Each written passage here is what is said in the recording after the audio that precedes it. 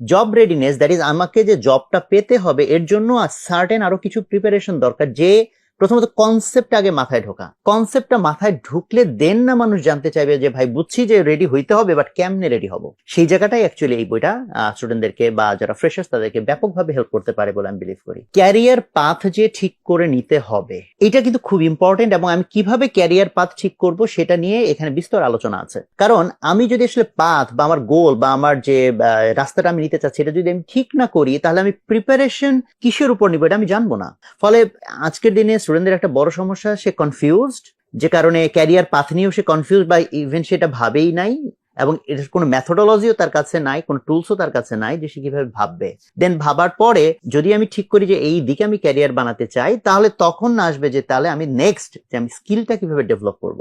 এই বইটা ওই জায়গাটাকে অ্যাড্রেস করেছে যে একটা ক্যারিয়ার পাথ কিভাবে ডিজাইন করতে হয়, তার জন্য কিভাবে নিজেকে ধাপে ধাপে রেডি করতে হয়। জব রেডিনেসের তো আসলে অ্যাকচুয়ালি অনেকগুলো ধাপ, এখানে অনেকগুলো চ্যাপ্টার আছে, সেগুলো সুন্দর করে গুছিয়ে বলা হয়েছে। Job searching and social media বা বিডি জবস মতো প্ল্যাটফর্ম, এগুলোকে কিভাবে আমি লেভারেজ করব, কিভাবে এগুলো থেকে আমি অ্যাডভান্টেজ নিব।